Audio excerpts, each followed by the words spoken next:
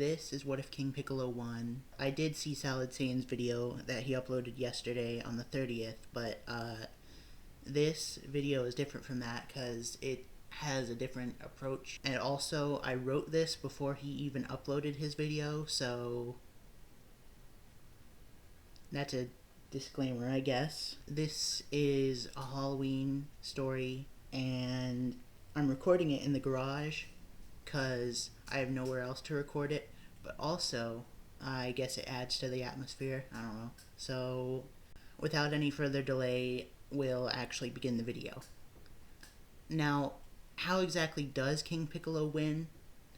Well, in the original story, he technically did kill Goku since his heart stopped beating as a whole, but in this story, King Piccolo kills him when that happens by obliterating his body. Personally, I assume in the original canon Goku actually was alive. He was just using some sort of technique to slow his heart rate to the point where it's undetectable, like Jotaro did against Dio, but in this story, King Piccolo makes sure to confirm his kill against Goku, and he kills him by obliterating his body, vaporizing it, however you want to put it. In the original manga, Goku questioned Yajirobe on why he didn't help fight King Piccolo, which Yajirobe replied to by saying that he hated being killed, so he's not going to head after King Piccolo in this scenario. And we can pretty much say everything up to the point where Tien faces Drum is the same. So, to recap that, Roshi kills himself trying to use the Mafuba on King Piccolo, then King Piccolo kills Chaozu, then he wishes for youth, then kills Shenron before he can leave. After that, King Piccolo storms King Furry's castle, and he kills some of his men, and he blows up part of the city, and he claims his title as King of Earth. All the laws are abolished, and he announces that every single Piccolo Day, May 9th, he will destroy one of Earth's 43 provinces. Out of a box, King Piccolo pulls the 29th card, Province 29, the City of West. Which, if you honestly think about it, it's kind of weird that West City is an entire 43rd of the land on the planet, but whatever. When Tien was talking to Yamcha and Bulma over the radio, Yamcha proclaims that he will try to go to the king's castle to help Tien out despite his broken leg. Tien's battle with Drum would proceed the same, except for one little thing. Goku is not there to help. Drum stands above Tien's body just about to thrust his fist through, and he does the deed, splattering blood all over himself. Tien still tries to move around a bit and wiggle around and resist, but he can't do anything because, he just got impaled, and Drum continues to beat on him until he dies. A few minutes later, Yamcha arrives in his ship, and he sees Tien's body, and he's completely taken aback by this. King Piccolo immediately orders Drum to kill Yamcha, and though Yamcha tries to fight back, seeing Tien's body strewn about on the ground and his blood covering Drum's body gets to him really, really hard. This shock, on top of the fact that his leg is already broken, and the fact that Tien was already stronger than him, provides him a very low chance of winning the battle. So what I'm saying is Drum kills Yamcha. These events, however, were able to give the Briefs family enough time to round up all their animals and go to Kame House. For you see, as Yamcha came in a ship, Bulma left in a ship of her own to rescue her family. They also go and get some of Dr. Briefs' equipment to take with them, but after this, West City is destroyed by King Piccolo. A news crew is brought with them aboard King Piccolo's ship so he can make the civilians of Earth see the destruction that would be wrought against them over the next 42 years. As for the quality of life over the next few years, it would probably depend on where you live. Since crime would be legal now, there would be a lot more of it committed, and some crime is a lot more harmful than others, and in some areas, crime is also more rampant than others, though we don't really know how criminal psychology works in the Dragon Ball world, so maybe nothing would change. But I think this would force people to be tougher, but that probably wouldn't change a whole lot in the grand scheme of things. King Piccolo would also be filling the world with his sons, though, so if someone were to bump in them, they probably wouldn't have a very good time. Some of King Piccolo's sons vary drastically in personality, though, since Piano is way different from, say, Symbol, so I feel like certain types of Demon Namekians would be less chaotic than others. The other Demon Namekians, similar to Piano, may even befriend human beings. I do think, too, that some of the Demon Namekians might actually take joy in fighting and try to fight with each other for the sake of getting stronger. Dr. Briefs and Bulma would probably be trying to develop some weaponry to ward off King Piccolo's demons, since there aren't really many martial artists left to fight them anymore. King Piccolo, being ruler of Earth, probably motivates more people to learn martial arts, since his demon sons just run rampant, doing whatever they want, but King Piccolo's sons would probably just kill anyone who gets too much power. 8 years pass, and 8 more provinces are destroyed. Which ones are they? I can't say that. We literally do not even have a list of all of them. Toriyama has only ever named one single province, which is West City, but, okay, anyway. Raditz shows up, and when he arrives on Earth, he searches for the highest power level, believing it to be Goku, when in reality, it is King Piccolo. We know in the Dragon Ball world that if you stop training for a while, you get weaker, which is also accurate to the real world, and King Piccolo probably noticed himself getting weaker after a year of not fighting, and he would decide to train up a little bit to the point where his power level is around 700 and something. Keep in mind, this is 7 whole years of training, and he'd start out at a 240-something power level, since, like I said, he'd start out a bit weaker. He'd have trained like this with one of his strongest sons, probably Drum or someone like that. Raditz is absolutely sure this isn't Goku because Goku doesn't have green skin, and just like his son did in canon, King Piccolo attacks Raditz, and it actually kind of stings him a little when he gets blasted because it's a power level of 700 attacking him, so Raditz fights back. King Piccolo alone wouldn't be enough to win, but he'd summon some of his sons, and they would help him take Raditz down. I don't think they'd kill Raditz just yet. I think they'd offer him a position of power of some sort.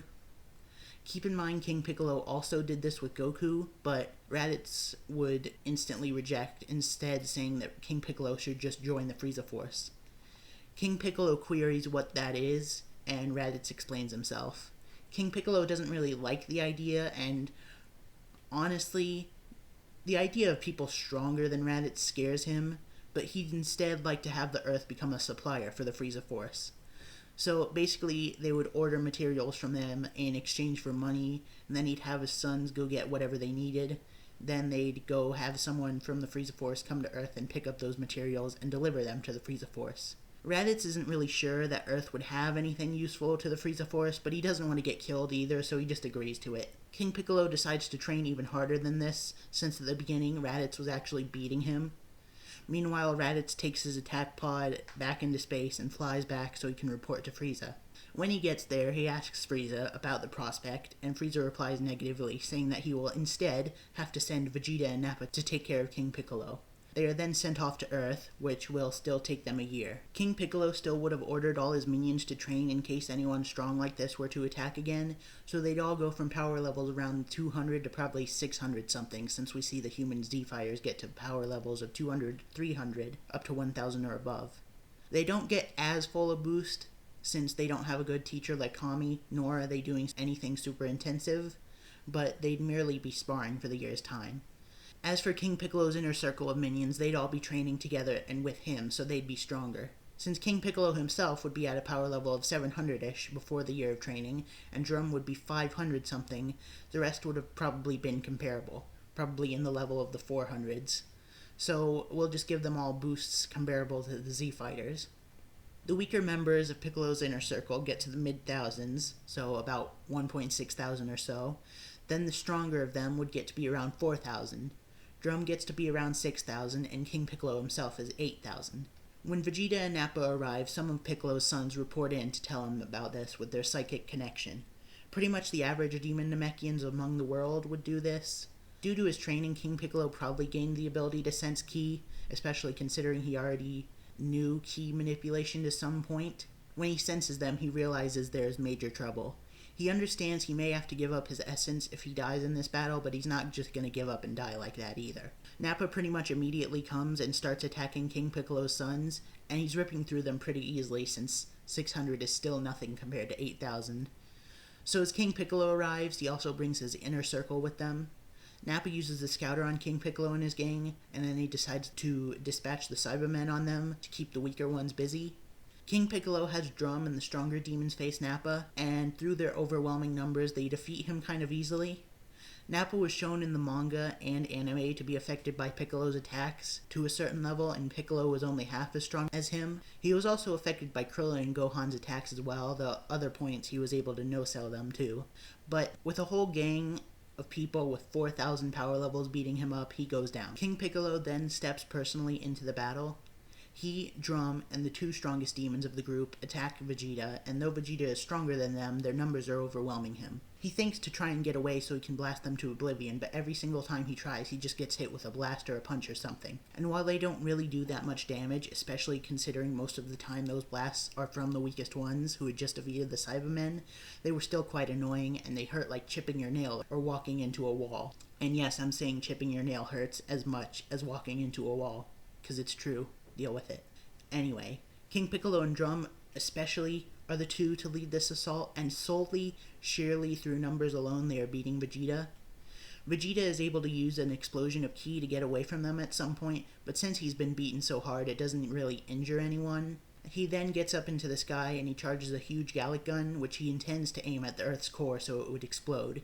King Piccolo and his demons, however, start to charge up a big yellow beam of their own. The two beams launch and clash. At first, King Piccolo's is winning, but Vegeta pumps more and more energy into his. King Piccolo has to call in a bunch of his weaker sons to contribute to the beam clash or to distract Vegeta with blasts, and this is enough to do the trick. They actually win the beam struggle.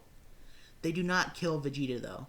When the Saiyan Prince comes falling back down, King Piccolo congratulates him on his power, and he gets him to try to join his forces, just like he did to Goku in canon, and just like he tried to do to Raditz in this story. Vegeta, too weakened to fight back, instead summons his pod and flies off into space. He also takes Nappa's space pod with him, leaving him to fend for himself on the planet. The mid-class Saiyan feels quite betrayed by this, considering he doesn't have any crippling injuries or anything. King Piccolo gives him either the offer to join his army or join the afterlife. Nappa, personally, prefers living and decides that since Vegeta betrayed him, he would live long enough to get revenge. With that all being said, this is where I'm going to leave the story off for now. I know I should be working on What If Vegeta Was the Legendary Super Saiyan, but I decided I should do something as a Halloween story, and this is what I picked, because honestly, when I think of King Piccolo, I think of Halloween. So if you liked the video, make sure to like, and if you want to see more, subscribe, and catch the next part of this video sometime this week. Bye.